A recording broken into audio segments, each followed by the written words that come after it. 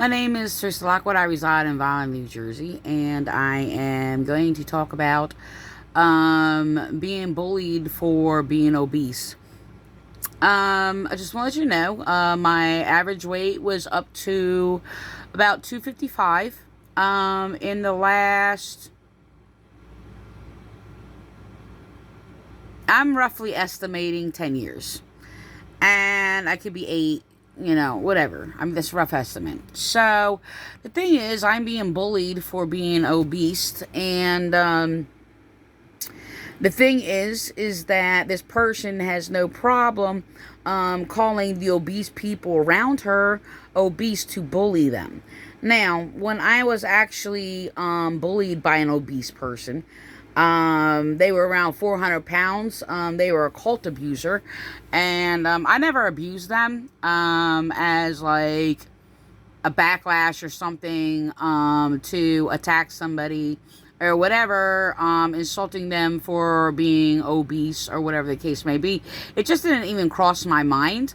I didn't think that way or whatever. So just want to let you know, they defended them. That person, by the way, false minister Lee King, while is in hell right now. He basically psychologically tortured me, gaslighted me, bullied me, slandered me, whatever the case may be. So, anyway, the thing is that, so the thing is, they said I have nothing to say because I'm obese. I just want to let you know, I've had atheists mock me, by the way, on YouTube, on my Facebook page or whatever, and tell me how I shouldn't do YouTube videos because I'm fat and ugly. So, the Vineland police, just like a month or two ago, called me Pillsbury Doughboy, calling me sir or whatever the case may be, and claiming I don't have rights because, well, I'm fat. I'm called a glutton. First of all, I'm not a glutton, and I did not eat that much, by the way. The person, by the way, who basically is my abuser, ate like a glutton. So people are not gluttons because they are fat. Or eat a lot. I just want to let you know, my estranged son, whole different story. I do plan on doing a video about that. He basically is as skinny as all can be, and eats probably, like an obese person that's like 500 pounds, literally, and he's thin. So the thing is, he can eat anything, and he just eats like, he eats a lot. It was to the point, I'm going to actually say that in a minute. I'm just going to say this.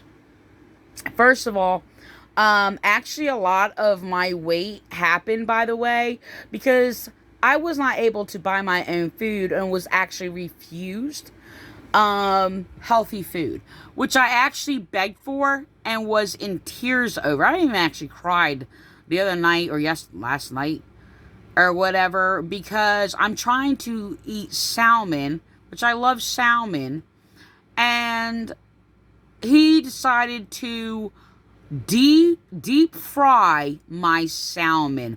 I'm like, I'm not eating that. How are you going to sit there and just deep fry a whole salmon? I'm talking about a large salmon, cut it up in thirds. I'm talking about a huge salmon he had. And then like deep fry it and throw my salmon in a deep fry. So, I'm like, whatever, I'm eating mud for dinner. And, this is the thing. I just, about 4 months ago, I stopped eating candy, okay? My candy consists of about probably 2 chocolate bars a day, like a score bar. Okay, I used an excuse because the score bars were made smaller, how I had to eat 2.5. That's about what I would eat. And then I would nibble on little candies like Jolly Ranchers or root beer barrels or whatever throughout the day, which probably consisted of like 15 to 20, I would say, root beer barrels or whatever case may be. I just had to be like, chewing on something or sucking on something or whatever. And I had that in my mind or whatever. So I just like grab it, whatever, yada, yada, yada. My eating consisted of 1 to 2 meals a day. Okay? Usually it would be a sandwich during the day and then dinner. And sometimes I would not even finish my dinner. Okay? The thing is I didn't have like some large stomach where I could eat a lot. I could not eat a lot. The thing is, I just want to let you know that for years, I've been begging for healthy food. Now, the thing is, I'm not able to do my shopping. Okay, so whatever is coming to the house is what there is, and I had to beg many times throughout the years for healthy food. I'm like, I feel sick, and there's something wrong with me. I really believe I have a clogged artery because I get pain in my calf. Okay?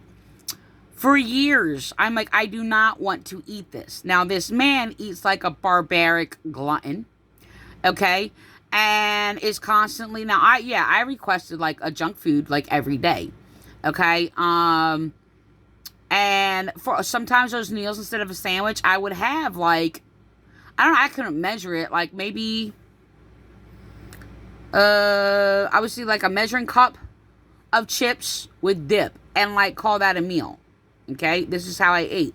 So it wasn't even so the quantity of food that I was eating, it was what I was eating that was bad. Now, on the most part, I knew that I was eating bad food. Now, the thing is, yes, there were healthy meals cooked. But the thing is, this guy would order, and sometimes I would yield to it. I would just like, whatever, because he didn't feel like cooking, he worked, or whatever the case may be. And would bring, like, McDonald's or Burger King or Wendy's, like, 2 to 3 times a week. And I'm just like, I cannot eat that stuff. In the last year, I was just like, I do not want to, I felt sick. Like, I did not want to eat fast food. And I've been saying that for like over a year. Okay? But like, if you're hungry, you're going to eat something. Now, the thing is, sometimes I did not eat. And the thing is that, like, I begged for vegetables. I'm like, I need vegetables. Like, when he would sit there and go out to eat, I was like, just get me a salad. I just want a salad. I'm going to eat a salad for dinner because it was so complicated. Like, if he would make a meal, he would not eat vegetables. I'm like, how are you going to sit there? I even wrote about it on my Facebook, by the way. It was probably like 6 months ago or so, or I wrote it a few times or whatever.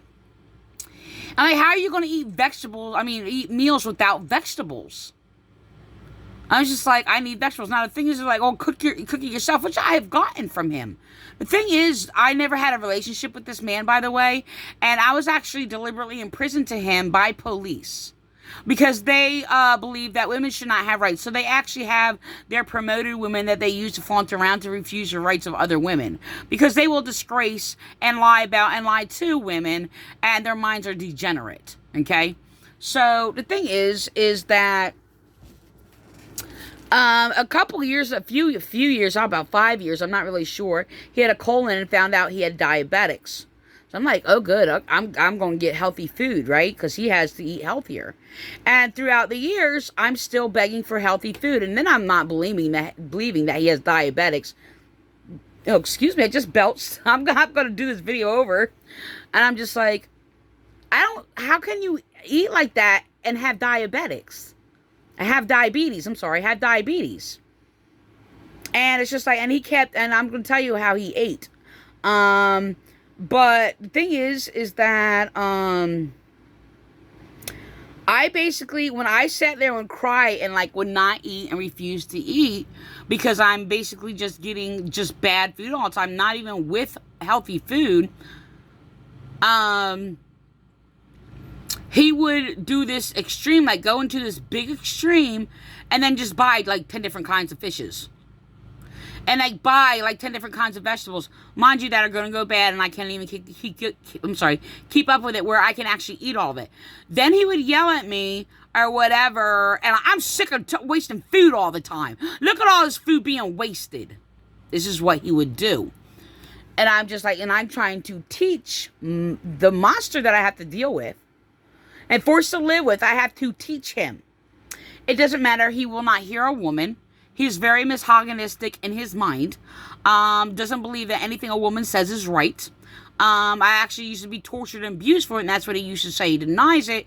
Last couple of times I brought it up, he denied it or whatever, but I would say it over and over and over and over throughout the years. And I have to listen and be oppressed under your ignorance, and you can't hear what I say when I sit there and speak logical and reason with reason. So the thing is that I basically have to beg for food.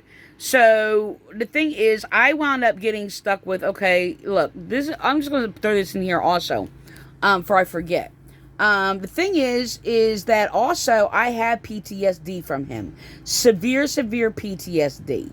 I cannot tolerate even live with him when I do good for him and to him. Right now he is ill, so I am helping him, and I do that in weaknesses or whatever other people evil, no matter what. It's just what I do. It's just who I am. And I just hear a lawnmower. So, I just want to say different things. I'm just going to, okay, let me just talk about this. So the thing is, because of my PTSD and because of the traumas that I have suffered, in another place, basically, I was, my nose was fractured. I did not see, there was no medical treatment. I was held in the house, was not allowed to leave, and then blamed and told that, oh, he's losing money because he has to watch me.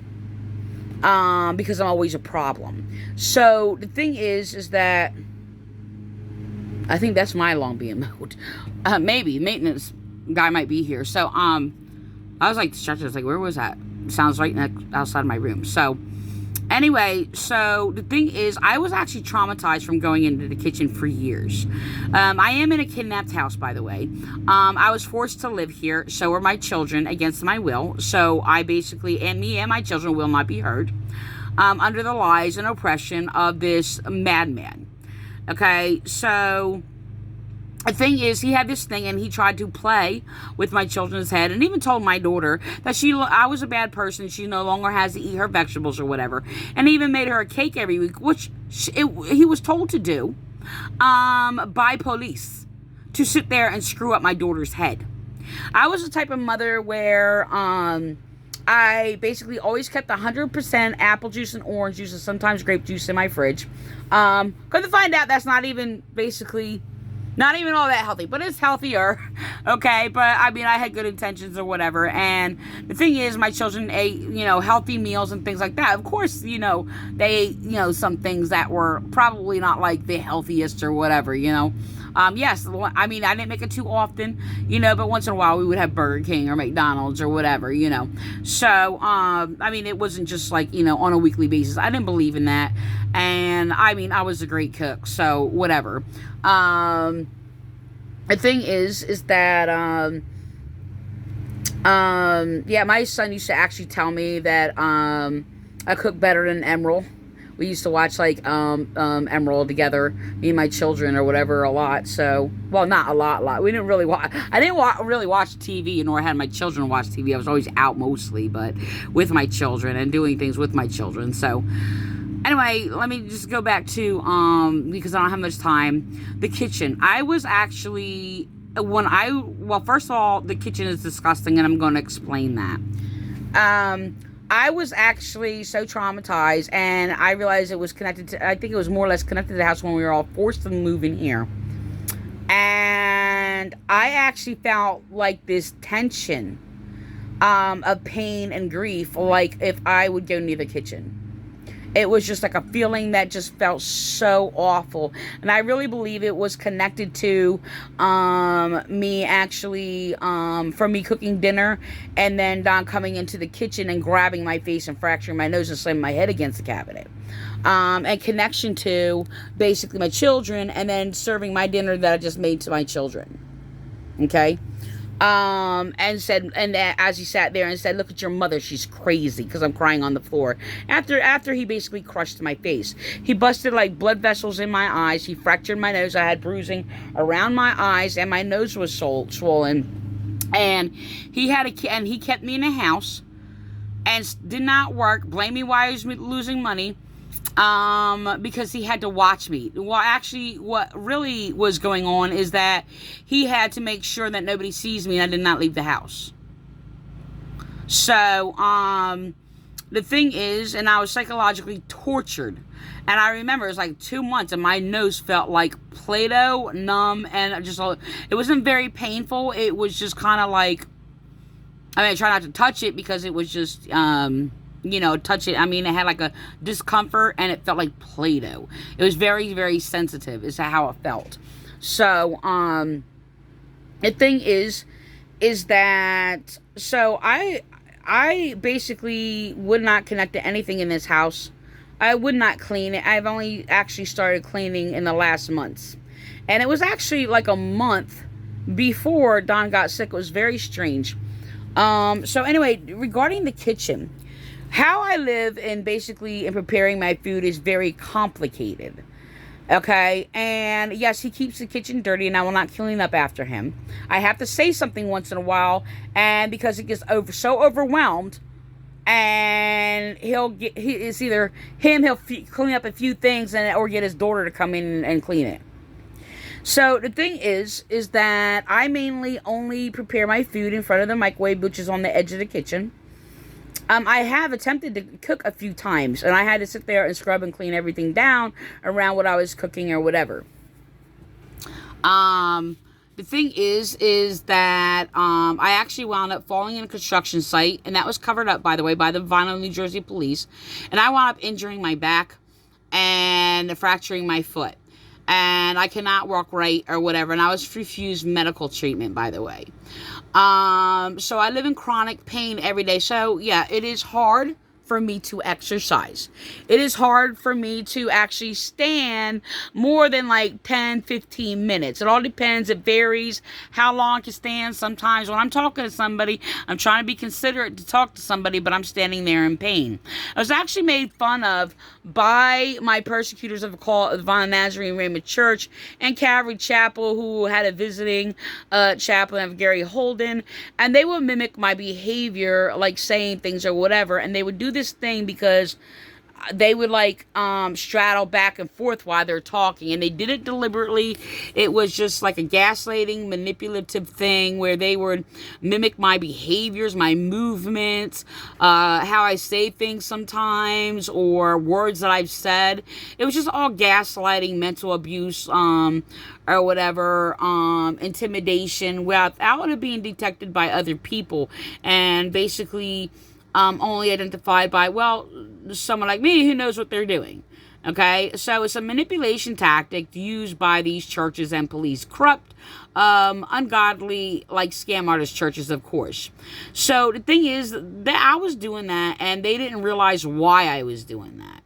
And it was a conversation I was having, actually, and I'm going to mention, this Gary Holden, this false chaplain, corrupt.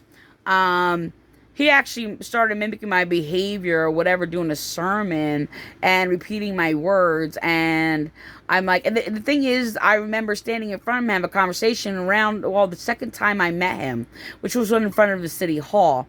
And the thing is that I was actually stepping back and forth on my feet like this. That was also mimicked by William Clay, because I was in agonizing pain, sitting there listening to his stupidity. That's why.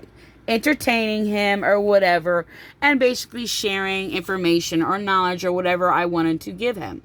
So the thing is, I didn't think of it at that time until later, when he abused me or whatever, and denying and covering up and refused to say or do anything. His excuse now is that he has cancer, so whatever. I'm sorry, if I live in chronic pain, and I've been beat up and abused and all these other things or whatever, my life threatened or whatever, and if I had cancer, it didn't matter. I'm a minister of God, and there's no way I'm going to sit there and keep my mouth shut if somebody's in danger by you keeping your mouth shut. So, so the thing is, I did this thing where I was standing back and forth, leaning on one foot. What I would do is, I'm relieving the weight on my feet, where it's just I would lean on one foot and lean on the other foot or whatever, back and forth. I wasn't doing it as much as they were, but, I was doing that because I could not stand without being in pain. So the thing is, yeah, when I take a shower, I'm in agonizing pain. Sometimes it's moderate. I can moderate it, and if I make tea, it's painful for me to make tea. I actually have to put things together real quick, put it in a microwave, sit down, so I'm not standing the whole time, so I can comfortably sit down and make my tea. If I stood the whole time and was moving around, I'd be in agonizing pain. So it is hard for me to do a lot of things. So the thing is that I did have therapy, by the way, for my foot and my back. It wasn't that good. I didn't continue it, and basically I just wanted to die every day is basically what it came down to. So anyway, in regards to the kitchen, as I was saying before, I mean, I stay in a corner. I do all my preparing food mostly in front of the microwave, which is on the edge of the kitchen. The kitchen is dirty. I basically kept the kitchen area spotless. I believed in doing all these things. So I'm not going to get into all that, what he does and how I couldn't even eat foods or whatever, because I was actually like poisoned, where he basically can't even do dishes or clean a sponge. And I had told him like hundreds of times, you have to clean this sponge like a dish after you wash dishes and use it. And after you use it, you have to clean the sponge like you would clean a dish. You put that back on the dish. And I have told this like hundreds of times. Sometimes I said it nicely. Sometimes, I would explain it to him. And then I would yell about it. And then I would sit there and basically get dirty dishwater, dirty sponge taste in my food. And he's like, oh, you don't like it? Don't eat it. And acting like I'm so ungrateful because I'm not eating his dirty dishwater food. The thing is, he has to cook.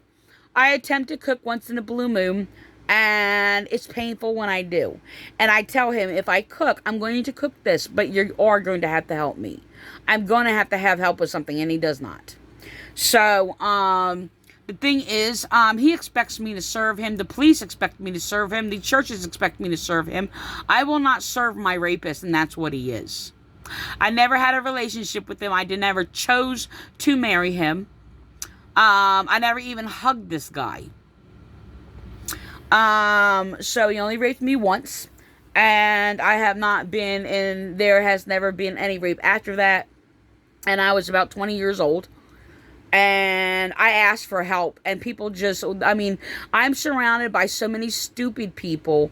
It's like, they're so dumb and blind, and the first thing they do is to respond in attacking me and to bury me as though even they will be exposed for some monstrosity they did.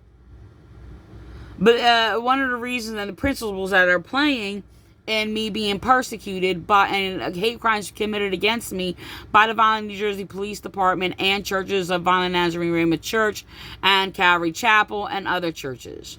They attack people who are discerning and speak against abuse. It's almost like an automatic, like they are brainwashed, like propagandized. And there's a majority of people are like this. I live in a cult-ridden town, but the thing is, it's not only my town. This behavior is like throughout, okay? Throughout the nation, throughout the world. It's unbelievable. Where somebody, if you speak against abuse or whatever, they automatically attack you and abuse you. Okay, and then call you a liar about, like, speaking against the abuse or whatever that they themselves are echoing and doing and repeating. So this is actually continual and been the continual thing throughout the years. The thing is that the manipulation and abuse of food has been just like unbelievable. He himself eats like a glutton. So, right now, I'm actually studying diabetes and foods and actually learning more about foods. And I'm actually doing it for myself. In the last probably about 4 months, when I stopped eating candy, I'm sure I lost about 20 to 25 pounds. Since I started weighing myself in the last couple of months, since he bought a scale, I wasn't a scale person or whatever. In the last couple of months, I basically lost about 15 pounds. So, changing my diet, and actually, yes, trying to help the monster I'm forced to live with, because he almost went into a diabetic coma. So the thing is that I'm trying to help him eat and actually balance out with. I mean, I really believe he does have some kind of a salt deficiency, like literally where he does crave an excess amount of salt more than the average human being. Like typically, I would not care. Something like I said before kicks in when somebody's in a weak state, no matter obviously how evil they are. Like, you just respond, like you help them, and I will not serve him any other time unless he cannot literally do it for himself. And the thing is, he does not have the mentality to actually do his own research on, in regards to, taking care of his own diabetes or whatever and eating properly. So trying to balance out to get his sugar intake, his sugar intake is terrible. I mean, I actually counted one time. It was as particularly when my son came over. This was like a few years ago. My son came over. He's like, "You got any snacks? You got any junk food? You don't have any junk food." And I looked at him and I'm just like, seriously? I said, "Why don't you eat something healthier? Have something healthier." Now okay, let me just get to this point first. So I actually literally started pulling out, like, there's like stuff on the table. There's stuff in the cabinets. We actually counted that there was like 30 things of junk food in the house that I wasn't eating.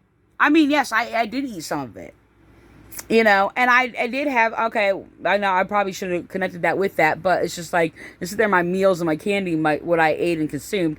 I did have like a cake. I had this thing where with my tea at night, I would have tea at night and have a muffin. Of course, that would be a big muffin. Okay. And it would be like bakery style muffins or bakery style, like, bear claw or whatever the case may be, or whatever with my tea. And I didn't think that was a bad thing, and that was every night. Oh, and let me add on top of that, if I forget, I realized, like, I mean, I just drank tea and iced tea and water, and I drank about 1 to 2 iced tea, like personal size. What are they, like 16 ounces or something like that? Pure leaf iced tea, sweetened every single day. Found out that it had like 47 grams of sugar in it, and that was a lot, and I basically did not know how bad that was for me and my sugar intake. Just want to let you know that I felt sick most of the time. So anyway, the thing is, his intake was way much worse than mine. Him having diabetes, and he was still eating like cakes every single stinking day. Every day. And I'm talking about 2 or 3 little Debbie cakes. He always had a box of little Debbie cakes on the table, which I don't understand. I keep telling him, I was like, that doesn't even have any flavor, it just tastes like sugar. Like, it's like the worst, like, cheapest, like, cake that you're gonna buy. Why don't you buy some Tasty Cakes or something? So he did buy Tasty Cakes. And he bought bakery, cakes or whatever the case may be. And, and he would buy excessive. Like, I mean, it was an amount for 4 people. And I did eat like a 1-person amount for my portion. And I would get abused for wasting food because I was not eating. If I ate or whatever, and there was a thing, I basically had to flip out, and I went on for hours or whatever, because if I ate something and maybe just had a dessert or something, I'm like, oh my gosh, I'm stuffed or whatever. He will sit there and still continue to eat and then ask me if I'm hungry. I'm like, please do not ask me if I am hungry after I ate. As a matter of fact, don't even ask me if I am hungry. But it was actually a guilt thing for him. And it was a thing that he did where if he was hungry, if he felt like awkward or getting excess amount of like, cakes or whatever the case may be, it would be like trying to give me food. So it wasn't like a caring thing. It was all about himself trying to give me food or whatever, while he sit there and he's like, oh, there's this out here, this out here. I'm like, you saw that I just ate. The thing is, I had to sit there and say that to him about 100 times. No exaggeration. No exaggeration.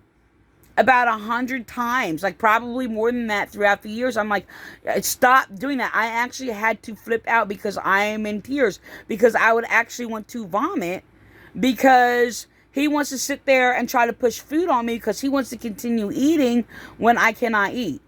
I cannot consume a big quantity of food. If he ordered a pizza, I had one slice of pizza, which he would order basically about once a week. And yes, no, okay, like once a week, or once every other week. Okay, so it'd be like almost every week, but sometimes we would skip a week. I'm like, I don't want pizza. Like, I was so sickened with food. The thing is, it's just that I could repeatedly try to change my diet. I did not want to eat what he did. I do not eat most of the foods that he eats. He would sit there, and then he would make fun of me and sit there, and because I'm sitting there saying, I'm hungry because I don't want to eat a sandwich every day. Okay, well, sometimes I eat a sandwich every day, but I'm just a regular, most of the time, like a sandwich, like all the time, or whatever, and it's just like, and I'm sitting there, and I'm like, I want real food. I didn't have food. I didn't eat the Burger King or McDonald's or whatever junk he had before. Sometimes he eats a lot of pork and ham and all these things. I don't eat that stuff. So the thing is, what he did was, he's like, I guess this thing like a, ham and bean, potato, bacon thing or something. And I don't eat that. I don't eat bacon. I don't like all that stuff. I don't eat that. So, about once to twice, 2-3 times a month, he would actually eat crabs, lobster. Well, he hasn't lately in like the last few years, but still on a regular basis, not quite as often. He would eat, yes, and some things maybe good and not or whatever. I actually don't like crustaceans, and that's not only based on biblical. I tried a lot of it. I don't like crustaceans.